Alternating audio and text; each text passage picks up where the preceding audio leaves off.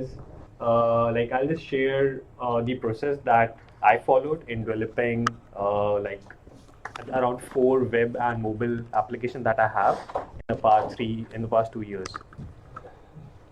Hey, Daniel. Discuss on. I don't have a very long slide deck. It's like 5 or 6 slides, but we can just discuss on any point which you guys want. So so the assumption that I'm making is you already have the idea in mind. You know what kind of features you want in the product, and it's more about how do you start from there. So I'm assuming that we have the idea in place. We know what features we want. We know what the value proposition is of the idea, and now how we go about developing the actual product. So according to me, there are 2 major components. One is the user interface or the user experience, and the other is the actual code development. So let's start off with the user interface. So when I start to develop any product, I think the most important thing is the name, which I think all of us have already been through. Then in the user interface, I have 2 things. One is the actual the logo or the explainer video. So I've always used Fiverr. So using Fiverr, you can get logos for like $10, and there are really awesome people out there which can deliver the logo in say 2 or 3 days, and they charge you like $5 for it. And you can you have the option of iterating it. So even if you iterate 5 times, it will cost you $25. So within $20 to $25, you will really get an awesome logo. Obviously, there is no NDA or trademarks or all that associated with the developer. It's just like mutual understanding. So it's really easy to set up an account on Fiverr, but be sure in your it's called a gig. So when you purchase a gig, be sure to give the right description of your application, so that they can come up with a similar something relative to what you want. So this is something which I got made for $5. Okay, so the description that I said was I want these 2 colors because I wanted to keep it simple, and I said that the logo has to have a loop in it. I want something like a feedback thing. That's it. That's the only description that I gave, and I said that I want the name to be separate and I want an icon. So this helps me to use this icon in App Store, so I don't have to pay again. Typically, you may see logos where they modify the name, so maybe they could have included the loop somewhere over here, right? So you have 2 options. One, you can have a name and a logo separate, or your logo could be included in your name. So this is what I prefer, but it's really cheap, like in $5 and like 3 days. Explainer video. So this is, I think, really important if you want to go outside of Kellogg and pitch to investors or even to customers to explain what your idea is. I would again suggest Fiverr because it's really cheap. So if you go to any professional developer to develop a video for you, it may cost you somewhere around $1,000 to $2,000. On Fiverr, you can do it under $100. So in an explainer video, you have 3 main things. One is the script, which I would suggest you write because you really know what the value proposition is. So once you're ready with the script, it should be somewhere around 75 to 80 words, which is like 1 minute, because any video longer than 1 minute, people lose interest. So your video should be somewhere around 1 minute. Develop the script, and within $5, with $5 you can get a voiceover. So develop the script, get the voiceover, and then get the animation. So animation is typically $5 for every 5 seconds. This is a typical rate, and you really get some good animators who will deliver it within a week or so. So you have less flexibility in iterating, because once they develop the whole video, they really don't want to go back and change stuff. So that's why it may cost you like somewhere around $100. So one of the videos that I made, it costed me, the Tuplee video, it costed me around $35, the whole thing. Because I wrote the script, voiceover for $5, and it was I don't know, it was like $30 for the video. So it's really cheap. Obviously, it's not high quality, but it's something which you can show to people. So rather than you trying to explain what the idea is, just play the video and people get the concept. So this is something which you guys can use for the branding, I would say, right? Now, this is, I think, the most important part, which is the wireframing and design assets. And by wireframe, I mean so for example, if you're developing a web application, where should the buttons be? Where should the tabs be? Where should the sign up button be? Stuff like that. So rather than starting from scratch, just take inspiration. So for example, I was developing Tuplee, and it's a cloud data management system, right? So I looked at Google Drive, Dropbox, Box, all these websites, and read on blogs what people like about those sites and what they don't, and tried to combine the features from all these places. So I also looked at Yahoo Mail. So Yahoo had a tabbed interface, which a lot of people liked. So I took that. Then Dropbox has a really simple color combination. It's just blue and white. People really like it, so I use that. So rather than reinventing, I would say just take inspiration. So I'm not talking about colors and theming. It's more about the layout of your web application or your mobile application, and just try to keep it simple for your MVP. Because if you make it too difficult, it will take a lot of time for you to develop that application, and you will get confused because the feature set that you come up with during the first phase, like half of them will be phased out within the next iteration. So try to keep it simple. So this is an example of a wireframe which I drew, and then I send this to the designer. So it could be as simple as use a ruler and scale, and just come up with some features. Okay, so this is my homepage. I want a video and a sign-up form, and this is my login. So I have a tab feature. This will be my account, and this will be my listing. So it was very basic, and I just scanned it and sent it out to the designer. Because if you don't give him this, then the two things will happen. One, he'll charge you a lot of money because he'll have to come up with this whole layout. And the other thing is there will be a lot of iterations because he may come up with something which you don't like, and then it's a lot of to and fro. So it's better you give them a basic wireframe to start off with. It really helps and speeds up the process. So this is wireframing, and if you don't want to sketch it, there are some tools out there. There's like Fluid UI and like just Google wireframing tools, and you'll find like bunch of tools which you can use. But I find this helpful. Like just draw it with your hand. Now, once you have this wireframe, you need to find a designer. And so I typically use CorelDRAW because I used to use this in my startup and before I came to Kellogg, so I'm aware of this software. You can also use Photoshop. So it's not difficult. Just sit down on a weekend, try to understand how to make this box, how to shade, do stuff. If you don't want to do that, you'll have to find a designer. Now, finding a designer is difficult and they are expensive. So again, you can go to Fiverr, but there aren't a lot of good designers on that website. So I really don't know where to find designers.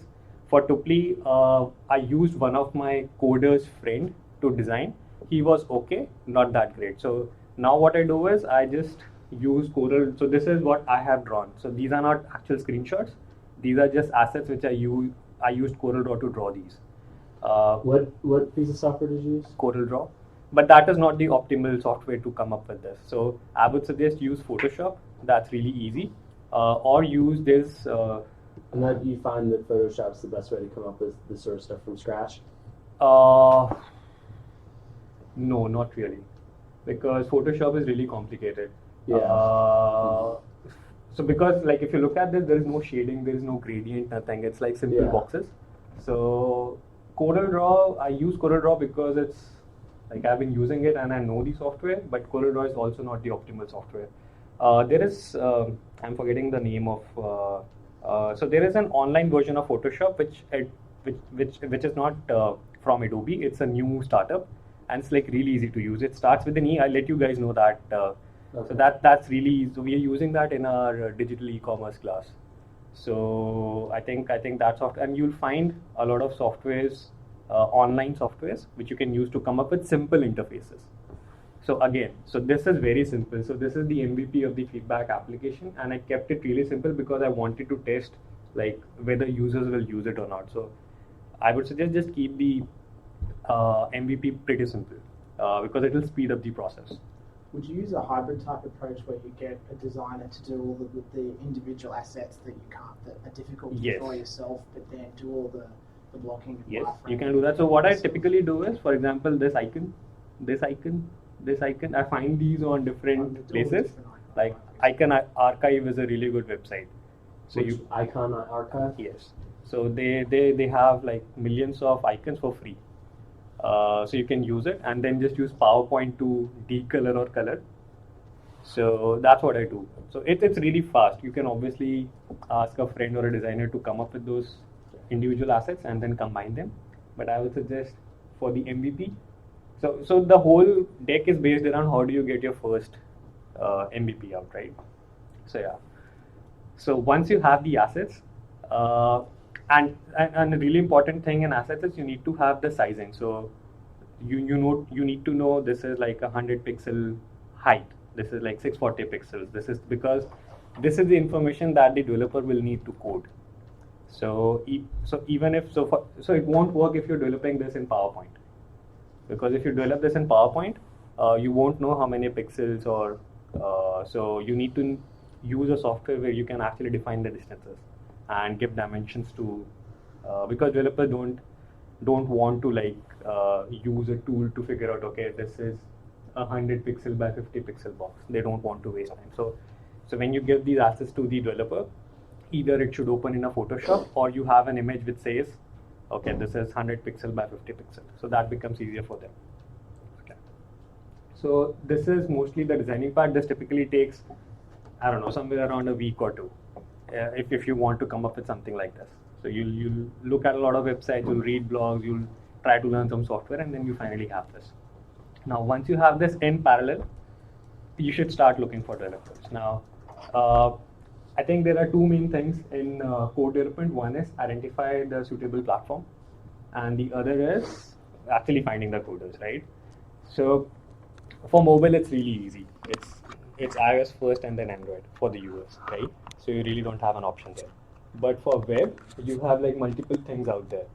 You have PHP, MySQL, Ruby, WordPress, Drupal, like tons of languages which development platforms which you can use. Now, how do you decide what's the best for you? So what you can do is look at comparables. So in my case, I looked at what Dropbox had used, what Box had used, and what Google Drive was using. So Dropbox uses PHP, and I knew a little bit of PHP. So I was like, okay, I'm gonna use PHP. MySQL is not the best database for my application because it cannot go beyond, I think, 4 million rows. But I don't have a lot of users right now, so I was like, I'll use it for the time being. Then maybe I'll shift to Hadoop or NoSQL or something. Similarly, if you have like a very simple landing page, you can use WordPress or Drupal because these are content management systems. So you don't have to code from scratch. In PHP, the developer will have to start from scratch. He'll have to start. So for example, if he has to build this, he'll have to code this box, the coloring, blah, blah, blah. In WordPress, you already have these plugins which we can use. So the development time is pretty fast. And again, it depends on what your endpoint is. Like if you have a data heavy application, it's beneficial to use Ruby or PHP because you can code stuff. If it's just a front end side and you just need a login or a sign up form and just collect email addresses and like basic stuff, then you can use WordPress or Drupal. So this is something which I think like it's not your decision. So you can talk to people who know about these languages. You can try to identify what your comparable applications are using, and don't get fixated on one, because if you say that I only want a Ruby coder, it will become even more difficult to find one, right? So keep your options open, but have an idea of what these languages are, because when you talk to these developers, they'll say that. They'll ask you what platform or what language do you want us to use, and you'll be like, I don't know, you tell me. So that's not a good indication, because then they'll be like, this guy knows nothing and I can just fool him around, right? Now, once you have some idea about what platform you want to use, coders, like this is the big question. So first you need to decide whether you want local or international, because there are pros and cons for each. And I've only used international because locally I do it myself. But the problem with internationals is you really can't pester them. It's like if they don't reply to your emails, like you just can't call them, and you can't put a lot of pressure on them. Some of them Whereas if you use a local developer, so say if it's an NU undergrad, right, you can just go meet him, talk to him, even if somebody's based in Chicago or even if somebody's based in the US. It's like you have a certain level of, I don't know, rapport because they are from your country, right? But if you're talking to a developer in India or Hungary or China or Thailand, it becomes difficult. So I think that's a pro and con, but it's a decision that you need to make beforehand before starting to look for developers. Now, local, you can definitely find these undergrads or friends of friends. So one of my developers I found he was my 4th degree connection, and he's based out of Hungary. So he was a friend of a friend of a friend of a friend. So you really have to find, it's really difficult to find good developers who are cheap, because in the US you'll find good developers who will charge you like $60 to $70 per hour, and like I don't want to give that kind of a money for development of my MVP, right? So the range which I look for is $15 to $30 per hour, and you can find good developers within that range, not in the US, but definitely outside of US. Now, what do you use to find them? You can use Elance or Odesk. Now, the thing is, once you post a project on any of these websites, you'll get like 100 bids within 2 days, and it really becomes difficult to identify like who do I choose. So one thing I think, so first of all, what should you post as a project? So these design assets. So not everything, just post. So for example, if I want a feedback like this mobile application, I'll just post this and I'll say that I have the other wireframes ready, and I'll give a brief overview of what the application is, and I'll give links to comparable applications. So don't give a lot of information, but and don't worry about even like talking about your idea. Those guys don't want to copy your idea, and they don't have that capability. So it's not just about developing, it's actually about implementing, right? So don't worry about, okay, I'm going to tell my whole idea to this guy who I don't know. Don't worry about that. Nothing will happen. But just don't tell it to Troy. Okay. So yeah, so now once you have the project posted, you'll have like 100 bids within a couple of days. So start looking through the portfolio of those developers and try to find similar applications that they have developed. Because what will happen is, first of all, it will be cheaper, and they already know what to do. So I did that with one of the applications which I developed, which is, have you guys seen Belly Card? It's a loyalty thing, right? So I'm planning to implement that in India. So on Elance, I searched Belly Card, and there was a developer who had developed a similar application for a French guy. So I just approached him, and he was like, I have the whole backend ready, and it costed me around $3,000 for everything from 2 mobile apps and the web and the server and including the designing, everything. Within $3,000, I had the whole Belly Card system. So and it took like just a month or over, and it's really easy. So if you're lucky, you can find somebody who has worked on a similar application. That really helps. Along with that, obviously look at the ratings and reviews what people have given, but also look at whether he's an individual or a company. I don't suggest going with individuals until and unless you have a reference, because you'll have tons of guys out there who may even have good ratings, but working with individuals is like, they may have some issues at home. They may have partied last night. Like, it's really difficult to be on time with individual developers. So look at companies, and companies also give you quotes similar to 15 to it's typically around $20 to $25 per hour. So companies which have worked on similar applications and which have good reviews. I know it's not easy, but that is a way to approach. And once you talk with them, negotiate, because the price that they quote is just an arrow in the dark. So talk to them, they'll definitely give you some discount. Tell them that you're students at Northwestern University, you're doing this for blah blah blah. They'll give you a 20% discount. So do negotiate with any developer in Asia. Assuming that you find a good developer. Now this is the last slide, I think. So this is the development cycle, and I I got these terms from a good blog. I didn't come up with them. So discovery is when you are sharing your designs, your wireframes, and your comparables. So this is effectively what you post on Elance or your first 2 or 3 emails when you're just explaining the developer the whole value proposition of your idea, sharing with him the designs, the wireframes, what you're looking for, talking about comparables, this and that, so that he understands what the application is going to do. It shouldn't take more than like a couple of calls, and just after that, now scope alignment is something which you need to come up with.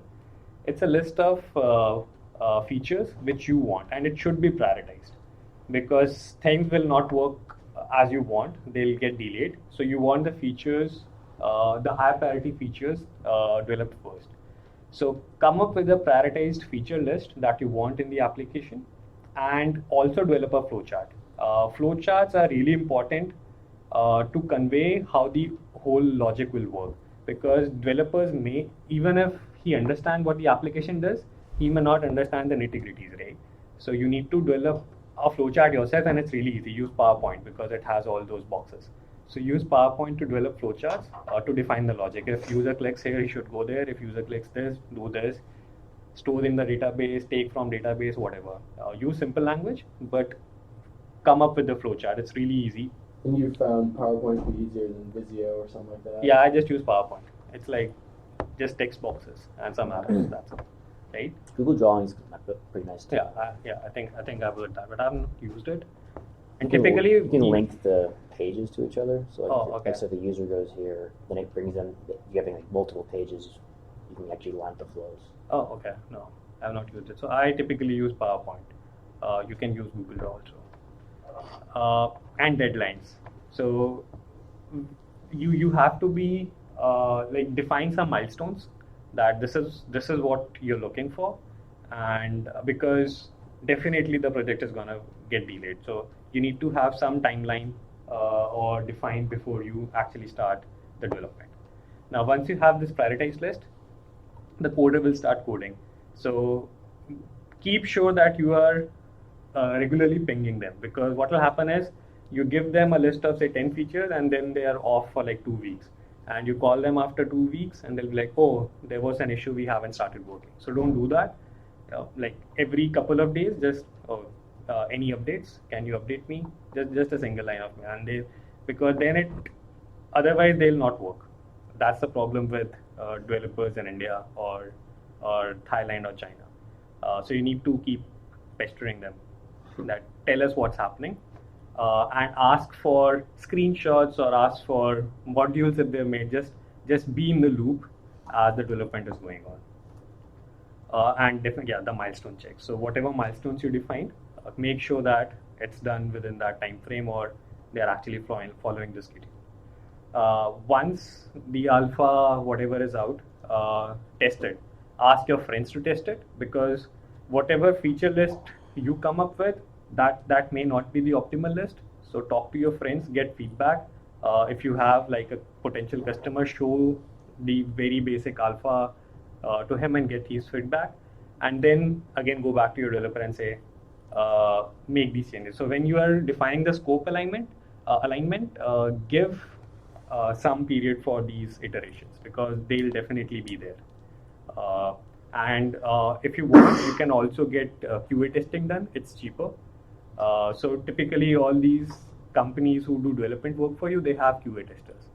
So once everything is ready, you can just ask them to get it QA tested. What I mean by QA testing is they'll click on each and every link, each and every button, and see whether there is a bug or an issue or not.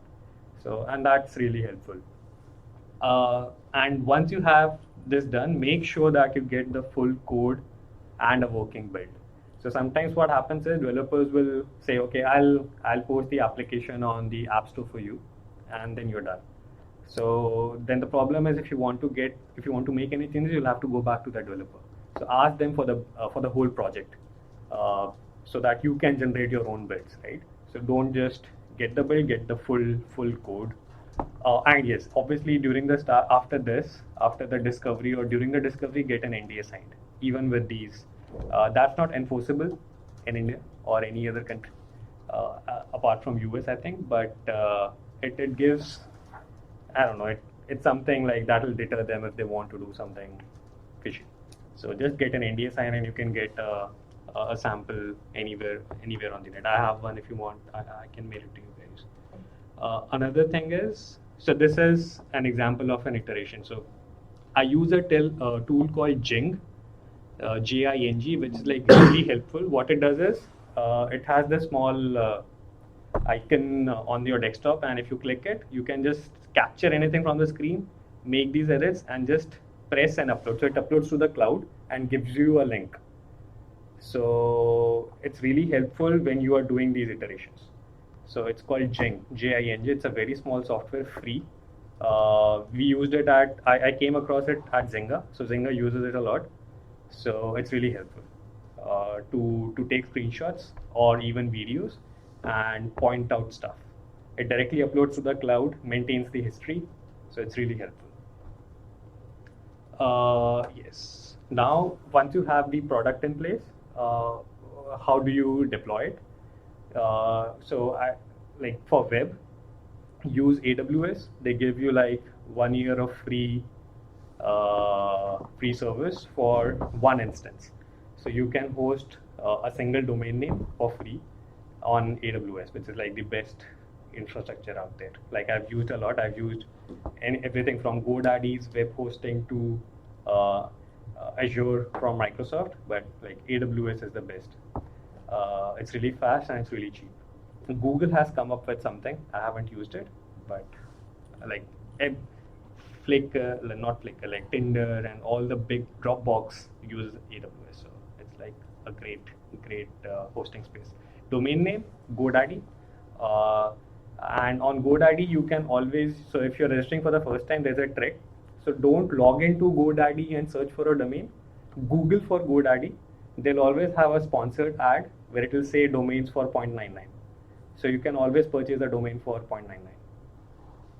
So I always use it. But obviously after 1 year, you'll have to pay $12, but use that. So with $1, you can get a domain. And obviously you create accounts on Facebook, Twitter, and all those. For mobile, Android is really easy because Google is pretty open. You can create any account, pay $25 for the developer account, and upload your build, and it gets verified within 3 to 4 hours. For Apple, it's really a pain. You need to get a dunce number, which may take anywhere between 1 week to a month. And for that, you need to have a corporate entity. You can't do that as an individual. You can do that as an individual, but then when you upload your application, it will show your name. So you don't want it, right? So for example, Flappy Bird, it showed the developer's name. So rather than that, you need whatever your company's name is. So get your company registered, get the dunce number. It takes a lot of time, and then you'll have to purchase a developer's account, which is like $99 per year. And once you upload the build, it takes anywhere between 1 week to 2 weeks to get on the App Store. So Apple is really a pain, Android easy. So this is a typical process which I follow. So for feedback, it took me about a month to get everything out because it was a very simple application. But for Tuplee, it took me around 6 to 8 months. So you can follow this process, but obviously depending upon how complicated your application is, it'll depend, right? So let me know if you have any questions and whether this was helpful.